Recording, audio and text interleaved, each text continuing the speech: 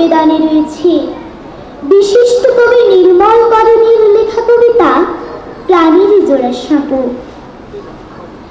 ওঠে দুটো ঘুম থেকে, মা নাচছে ঘরের কড়া, মঞ্চে উঠে বলবে সে যে সহজ পাঠের ছড়া। সুর বেঁধেছে তানপুরাটা দিদির হাতে ধরা, আলো আমার আলো গো আলো ভুবন ভরা। নেই পাঠে মন, আজকে সবাই ছাতির তলায় ছোটে, শ্বেত করবে জুঁই চামেলি আপন মনে ফোটে। বলছে কানে বাউরি বাতাস কবির ছবি আঁকো, মনে উদাসী দিচ্ছি হাঁটা প্রাণীর জোড়াসাঁকো। ধন্যবাদ।